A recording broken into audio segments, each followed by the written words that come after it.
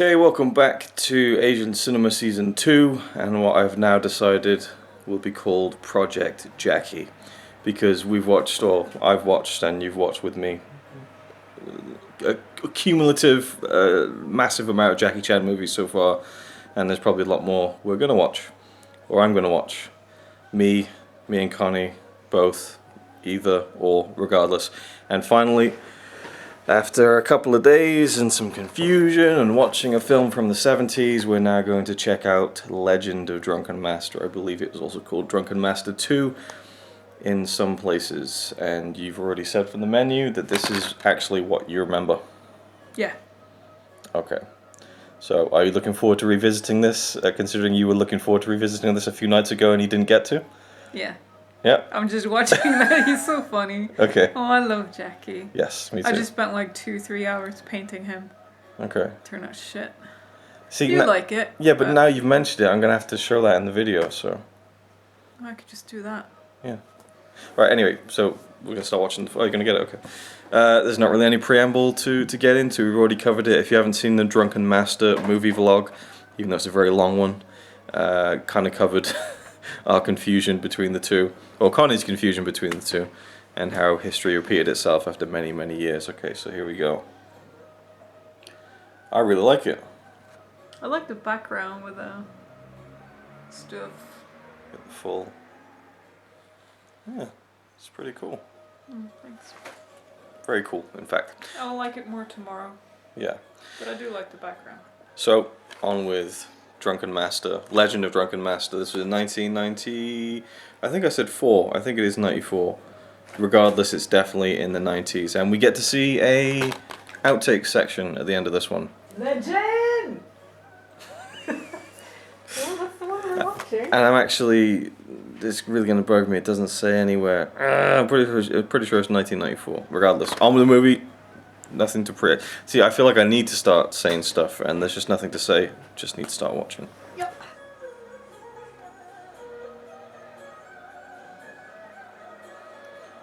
So it doesn't look like this is a great Blu-ray, in the fact that the top and bottom of the screen aren't fully black, which Or is. the left side. Oh yeah. No, it is. We need subtitles. There are no subtitles on this Blu-ray. Well, you even have the English dubbed one on, so... This is the only option available. No. It is. What? Why did you buy that? It's the only thing that's available. I mean, I'm guessing. You're filming my reaction, so... Language English. We can't even have subtitles. Nope. Off to a great start. Oh God, no wonder it was £5. But you remember seeing it in English, right? Yeah. Maybe it's the only still version. great, I don't know. No, you and me, we've seen the Chinese version, I'm sure. Hmm. But we're gonna have to start over because... Yeah, obviously we have to go back because we haven't paid attention to the opening You scene. can't keep filming. We have to turn it up because who the fuck cares about the shitty neighbors anyway? So we're just gonna go full on cinema sound, and I'm gonna laugh so loud. Like that? Yeah. Okay. Our neighbors are motherfucking shitheads. By the time this gets posted, we'll be long gone from here, so it's all good. Yeah. Well, I was gonna say they can go fuck themselves, but they do that clearly every night. Shots fired. Okay.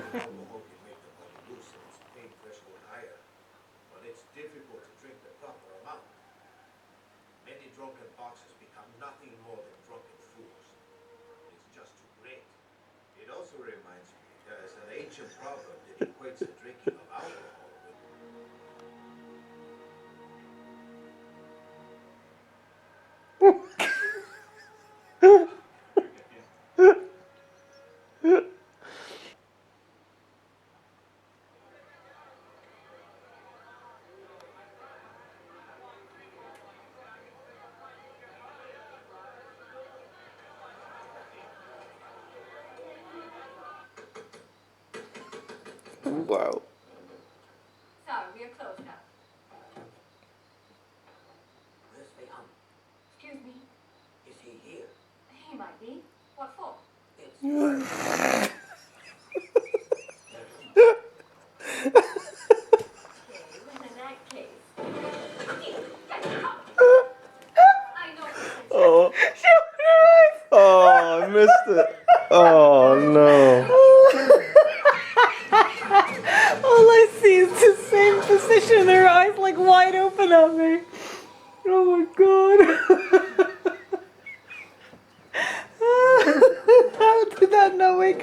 me.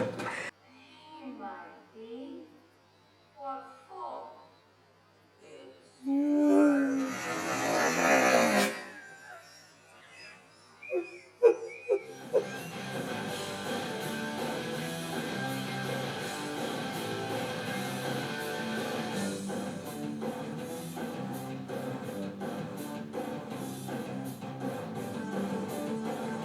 Jesus.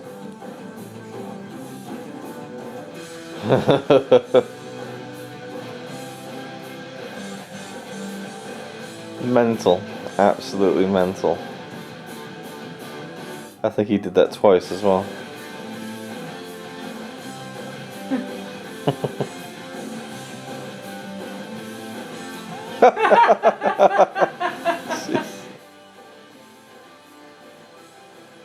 Oh, that I just had to go back and show you that one. Unbelievable. So, we are done with Drunken Master 2. That's the original title, so that's what I'm going to call it from now on. I thought the story in this one was a little bit, I'll say convoluted, but at times just a little bit, wait, what are they going for again? The kind of this item, was it jade or something?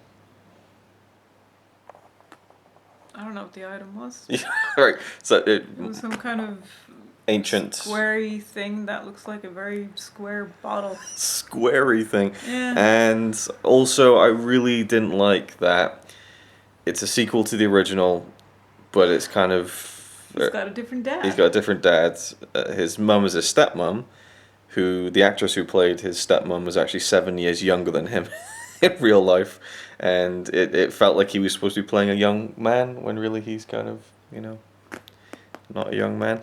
And I would have liked some continuity with the first film. If they're going to do Drunken Master 2, like, he has the same character name as in the original film. So that I didn't like, and apart from that, probably one of the best action films I think I've ever seen. Yeah, because it's not.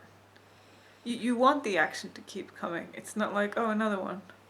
Like the first one, it was. There's a lot in this one too, but not as much. No, they can't be, because maybe the scenes are longer.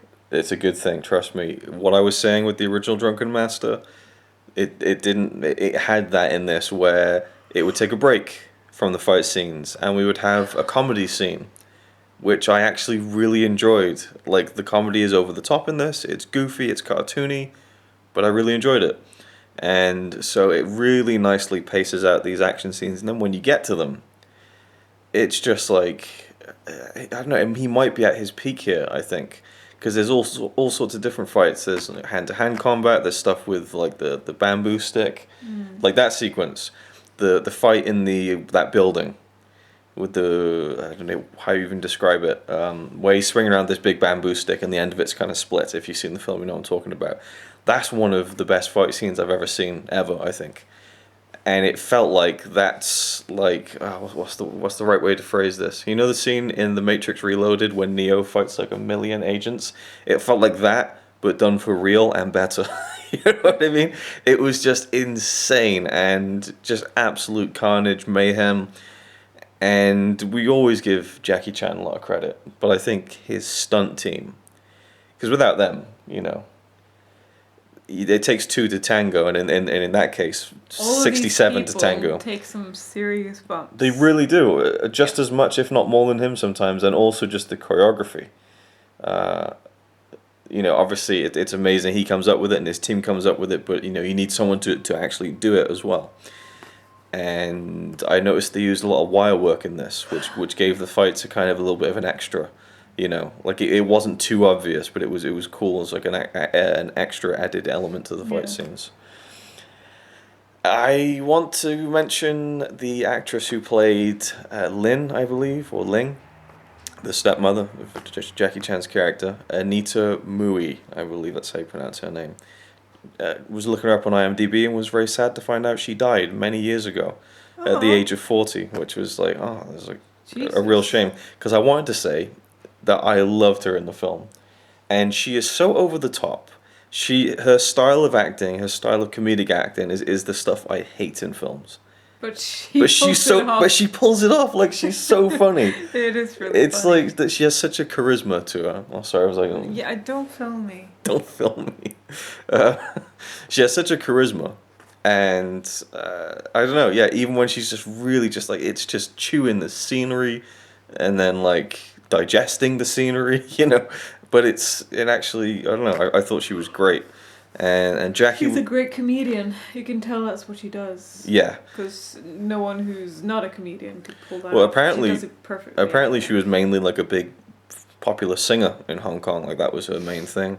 But regardless, I thought she was great. Yeah. Jackie on top form. Maybe even again. I just think that last fight scene, which apparently took 4 months to shoot, is just. See, it's like the first film where the fight is really long and there's so much going on, but there's just so many different flavors to it and so many different elements and so much danger involved. Like, literally when he There are different levels to that different fight. levels. Yes, it keeps progressing and doing different things. And How he starts out sober, he's not even doing drunken boxing, then he's trying, but the other guy is just too good, and then he gets so badly wounded, he's like, fuck it, I'm just gonna drink this stuff that's gonna kill me. yeah, The kind of stuff that you throw it up right afterwards, you know? which he does actually do. But he just drinks it anyway, and then in the beginning I was like, oh, but his hands are burnt. I had to like force myself not to think about it and just think, okay, this is Jackie Chan in action. This isn't the character, this isn't the movie, this is Jackie Chan doing this, because I kept thinking about his hands and it really put me off. Okay. Because I can't stand it when I know they're hurt. I know he wasn't hurt, but in the movie he's hurt. I get so into it. Right, well, the thing It's is, very distracting. you've just seen him legitimately fall back onto burning hot coals, and you know that he did that for real. And then the next shot is him holding his hands, and the hands have got makeup on them to look burnt and stuff. And so he's in a lot of pain. And he's in a lot of pain. Yeah, I think he did a great job of selling all of that pain. Yeah. Even the moment in the film when his dad kind of completely disowns him, and he's crushed and stuff. Scenes, he's he's really good in that stuff. But there's lots of fight scenes, but there's not too many, and it's just nicely balanced. And again, the story at times is a little bit just like, oh yeah, that thing. But even something as simple as was it ginseng? I don't know what is that? Is it a herb or a plant or? It's both. Both? No. Okay. Well, regardless. It's like good health stuff. Yeah, but It's some kind of root. a root. We'll call it a root. So I think. this root, his Ginseng. Everybody knows what ginseng is. Just so say his father needs it, but it's been switched out, and he's lost it and stuff. And so there's this whole sequence where him and his stepmom are trying to distract the father to get this customer the ginseng, which is they're kind of using something like it's just. There's no action involved. But it's just comedy. It's comedy, but it works well, and that's I think when I like Jackie Chan's films the best. When there's these great fight scenes, the story's decent enough to carry the movie, and then you have these little comedy scenes in between that work and are fun, if not funny, and so on. Anything else you'd like to add? How was it revisiting it? I mean, I remember so many parts. See, of it, like I knew that he was going to say down the hatch and stuff. Yeah, like I know. that. I noticed you were quoting it before it happened, which is interesting. I just remembered so many things. Like I could have quoted more as well. And I wonder why, because I kind of seen it that many times. And what I find I was really into martial arts for a period, and I think I watched it a couple of times then. Makes sense. I mean, we watched it, the Epic Film Challenge, way back in 2012. That's a good 7 years ago. Hello, welcome to episode 348 of the Epic Film Challenge. We're revisiting a film we're not revisiting, but we're looking at a kind of a sequel. It's not even a sequel, I guess, but a continuation of a film we reviewed early on in the Epic Film Challenge, The Drunken Master. And this is Legend of the Drunken Master. It's made almost 20 years after, I think, something like that, or maybe 15. I even forget the storyline of this film, actually, come to think about it. It's about the It starts out. The kind of this item was a jade or something. I don't know, what the item was. With, what's it called? Ginseng. Ginseng. But even something as simple as, was it ginseng? Jackie Chan, well, it gets traded. No, this guy swaps them by mistake. And there's a lot of fighting. You want the action to keep coming. It's not like, oh, another one. It's also about Jackie Chan's family. Yeah. And the fact that he fights when he's not allowed, and so there's like some issues between him and his dad. And his mom is so funny. Yeah, she's great. But I mean, when you watch one of these films, you're not really that bothered about the story. You're just waiting for the really cool fight scenes with Jackie Chan goes nuts. I mean, like, all you care about is Jackie Chan. Yeah. And what's really funny is that it's dubbed into English. No, you and me, we've seen the Chinese version, I'm sure. That's what I found really impressive about this movie, and the last one we saw.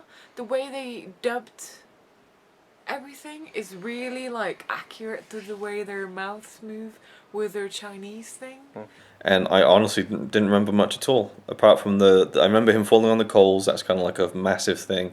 I remembered the scene with the bamboo stick. But apart from that, like all the story stuff, even I like remember you liking the scene in that house. But I mean, I'm just surprised that I've forgotten so much of it. I guess that's the thing now. I've been doing YouTube for so long. I'm now getting to the point where there are things that I've documented that I've watched that I don't remember much about, which is kind of crazy to me. But I mean, there's only so many films.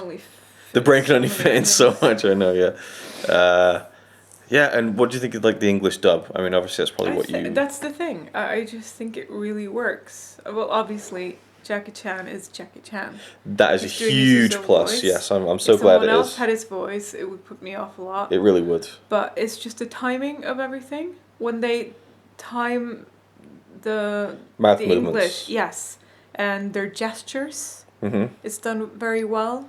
And it's not just dubbed, like you can hear that when they're walking away, it's slower as well, and you can hear the left and right even.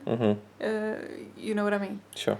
And the echo when the dad was disowning him and stuff like that, it was like sound effects in the voices. Yeah.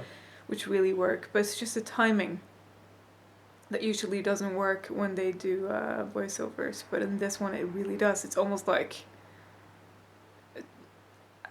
they did it in English. I don't know. It's just weird because even the mouth movements sometimes almost match. Yeah. And you know that in languages like in Chinese, I can picture it taking a lot longer to say a sentence or the other way around. Yeah. I don't know. It just really works. Yeah, I thought the English dub was pretty good. I really hope that someone, I mean, these days, the past year or so. You don't think so? Huh? You didn't think it was good? No, I thought it was really good. Oh, okay. I didn't think it was great, but for what I was expecting, it was a lot better. And I agree with you. There are moments where it did seem to match up, and they were actually trying to put some effort into matching mouth movements, which only just makes it flow more, so you're not aware of it as much, and so you can enjoy the film. It's not distracting.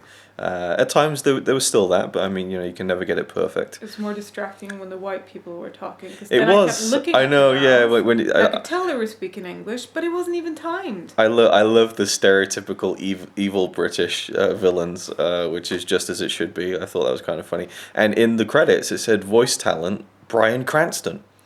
Now, my first thought is surely not. The dad, probably. But at the same time, like back in the early 90s, who the fuck was Bryan Cranston? Nobody. He was an actor and everything, but years before he became as famous as he is now. So I'm assuming it was the legit Bryan Cranston. I'll have to look into that, but regardless, I find that funny if he did do a voice in the film. I feel like there's something else I wanted to say about it as well. Yeah, I mean, it would have been nice if it had tied into the first film a little bit more, but that's fine. I mean, it's almost like a remake in a way, in a sense. But then you don't really ever see him training for it. When we start the movie, he knows the Drunken style. And it's not exactly like the first film, it's a little bit different. And I think I remember watching the interview on the original Drunken Master Blu-ray where Jackie Chan said the one thing that he regrets about the original Drunken Master is that they show how much it's like drink, fight really good and all that kind of stuff. So in this film he actually shows that the drinking isn't good. And even though it does make him powerful and stuff, there are consequences to that. So I can tell that he tried to put that message in there, so that yeah, it's fun and it's cool, but there is kind of a cost to that, I suppose. But yeah, I can't get over that final fight. It was just incredible. So yeah, I love this film, and as I was going to say, that's the one thing I was going to say. This Blu-ray is like a bog standard Miramax Blu-ray. It didn't look great. It looked good, but I really hope that someone picks it up and does a restoration, puts the original Cantonese on there. I think it's Cantonese, so we can watch it properly like that. And maybe the story might be a little bit more clearer. I don't know, but regardless, like the past year alone, we've seen so many great Jackie Chan new Blu-ray releases of all his old films, so hopefully this one is on the cards to be redone, because I would love to see it in even better quality. And there's a small featurette on this that we watched, which was like Jackie Chan talking about making this film. Really impressive how he talks about to get the red face in the scenes where he's supposed to be drunk while he's fighting. They tried to use red makeup, but he would sweat while fighting, and the red makeup would run and make his clothes red. So instead, he would actually put his head upside down, let the blood run to his face, and then do the fight scenes, which he keeps saying is very, very difficult. And like, probably the most cocky I've ever seen him in an interview, especially at the end where he's like, "It's not that easy to do that." And he's got this big like smirk on his face. I think he says, "Not many people can do that." Yeah, that's it. Yeah. And he just looks so like, and it's true too. And it's true, yeah. And you know, it's funny because like in later years in interviews, you see him go, "Oh no, anyone can do what I do. It's just that I practice over and over again." So I think that he gained a lot of humility later on in life. But like we both said to each other, why wouldn't you brag if you're Jackie fucking Chan? Like if you just made a film like that, I would be cocky too. If you were crawling backwards on glowing coal, you would brag. Yeah. Yeah. So I love this one. Definitely would put it in the top favorites actually, and I'm glad that we watched it, and I'm glad that we repeated history again, because then I ended up buying this and watching it and really enjoying it, and I certainly won't be that we're gonna have to get the proper one. The proper one. Well, that one only has the freaking English. That's what I mean. Hopefully there will be a proper release of this in the future from. Oh, so it doesn't exist. You can probably get. I'm sure there must be a DVD you can get that has the original language on there. It back in the day, then. I don't know, but you said you watched the English dub when you were younger, right? So I mean, maybe you never saw it in Chinese. I have a feeling that we watched it in Chinese. I don't think we did. I don't know. Maybe we could actually find that out if we actually went back and watched the video. But what's really funny is that it's dubbed into English. yeah, I won't be forgetting about this one again. That's for sure. The English stuff. No, it was okay. And I'm pretty sure I've seen it in Chinese too, because I just feel like. Okay. I feel like I've watched it in Chinese and then missed English or whatever. I don't know. Yeah. Oh, and one last thing, the outtakes at the end. I know it was an outtake in the interview, is when he does a flip over with a bench, where he's doing a roll on a bench, and the bench falls over, and he lands on it on his back, and it's like, oof. And I just thought to myself in my head, like running through this little mini scenario, like if that was me, and I was doing a fight scene, and I did that roll through flip and landed on my back on a bench, I'd go, fuck this. I'm not doing it. I'm not trying that again, because I'd be so like, oh, if that happens again, that's going to kill for a second time. I just couldn't do it. And he does it again and again until he gets it right. Knowing that kind of fuck up and that pain could be just around the corner. Like, I just don't know how he does it, but I'm glad that he does. And has created some incredible films. So, that is it. Drunken Master 2. Nothing more to say. So thanks for watching, and there'll no doubt be more to come. I don't think this is the end of our kind of run through of some of his films. No, I watched The Foreigner. The Foreigner, yeah, actually I looked on Netflix, and there's a lot of his films from like the early 70s, like which looks like. We haven't seen. Yeah, and like I mean, there's stuff from like the early. Well, there's one film from the early 70s that looks like it might be really bad, and before he was even really a big name star. Then there's stuff like up until like 2016 and 17 that are like Netflix movies. So there's all sorts of stuff on there. We might delve into that. And again, we're veering into the territory of films that aren't quote unquote Asian. But, you know, again, just because, I don't know, this has been like I don't want to say a discovery because I've always loved Jackie Chan, but I'm now becoming a true fan, I think, I hope. In my head, anyway. But, so, just kind of covering a lot of his films, whether or not it's an Asian film, but he's in it. As I said in the other video, I think he is an icon of Asian cinema, so I'm going to count it regardless and include more of his films. And one last thing, let's say one, I probably said that about 15 times. I actually forgot this was actually a period film. I actually thought, because I remember the steel factory, I thought it was a modern set film, not back in, you know, again, those times, I suppose. Those times, that's very vague, a couple of 100 years ago. So, that's it. Thanks for watching. See you in the next one. Aha, just one more thing, Luke strikes again, because I just saw it in the menu on the Blu-ray. One of my favourite parts of the whole film is the scene when he's fighting and he's struggling and his stepmom throws him some bottles of alcohol, and so he's fighting while drinking, and then the bottles are smashing, and then he's flipping over and landing on his back and still drinking. Awesome. Just choreography perfection.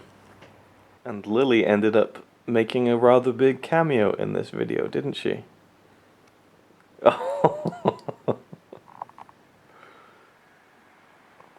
It's very good entertainment.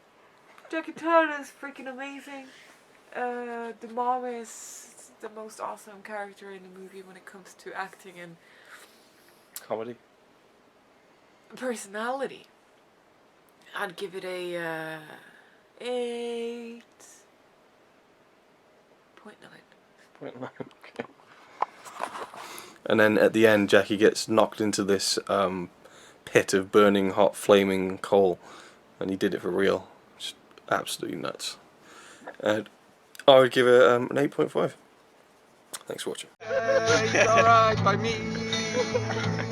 Apart from the fact he throws cans of Carlin into a tree. Yeah, he's really cool. Yeah, he's really cool. But he's not quite as cool as you, 'cause